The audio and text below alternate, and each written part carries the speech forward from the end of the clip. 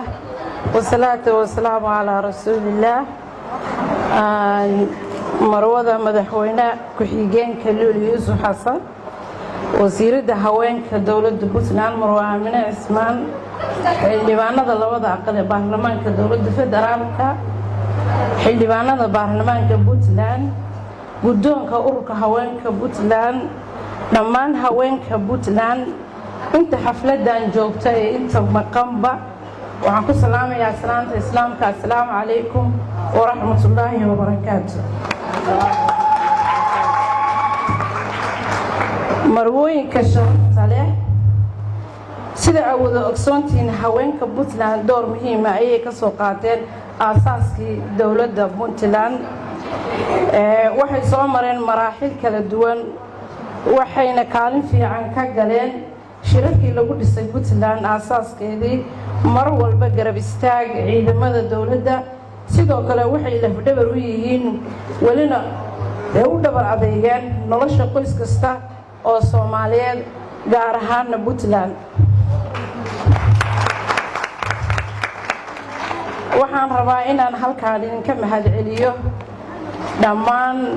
gabdhaha iyo wiilasha yaryar ee quruxda badan ee saxaafadda sida aad uga qayb qaadateen xuska 1 Agoosto ee inagu dabaaldegaynay sanad guuradii 21aad ee ka soo wareegtay markii la aasaasay dawladda Puntland waxaad muujiseen wadaninimo idinkoo dhinac kasta ka qayb qaatay tusaale waxa idinku filan inaad garab iyo gaashaan u ahaydeen qabanqaabadii munaasabadii weynayd ee waliba gaar ahaan gabdhaha qaybtooda gabdhaha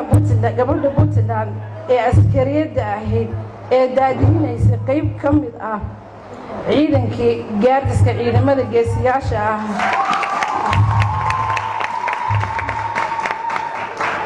gabadha generaalada ayaan si gaar ah ugu mahadcelinaya waxaan bogaadinayaa dadaalkiina iyo wadajirkiina aad ugu jirtaan horumarka iyo kor u qaadista maqaamka Puntland waxaan idin leeyahay si laba jibaara dadaalkiina rajo fiican waan ka qabnaa inay dawladdeenu ina garab istaagi doonto gaar ahaan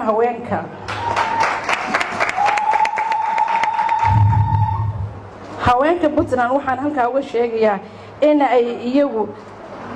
la dardaan iyo la dareenba ay yihiin dhibaato kasta iyo tacaddi kasta oo ku dhaca haweenka Soomaaliyeed gaar ahaan haweenka Puntland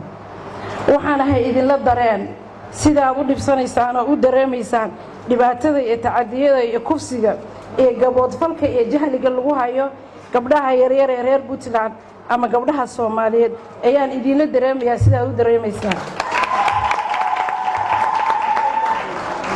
ugu dambeyntii waxaan soo dhaweynayaa shirkii haweenka Puntland ee dhawaan ka qabsoomay Garowe ee hogaaminaysay wasaaradda haweenka ee dawladda Puntland iyo qodobadii ka soo baxay runtii wuxuu ahaa kuwa dhaxalgal ah oo ay isku duubnaan iyo isku tashi ay ku gaareen ugu dambeyntii marwooyinka sharafta leh ee caawa halkaan ka soo qaybgalay madashan ka soo qaybgalay kuwa jooga iyo kuwa maqanba waxaan u hambaliyaynayaa oo naga mahadcelinayaa ka qayb qaadashadii iyo xusulduubkii iyo hagar la'aantii iyo nasasho la'aantii ay 1 Agosto ugu dabaaldegeen uguna soo xarbiyeen waxaan u mahadcelinayaa fanaaniinta dumarka qayb kasta ay yihiin waxaan kaloo u mahadcelinayaa saxaafadda iyo qof kasta oo muhiim ah oo ka soo qayb qaatay 1 Agosto iyo isu taagidda dawladdeena Puntland waa mahadsantihiin guulaysta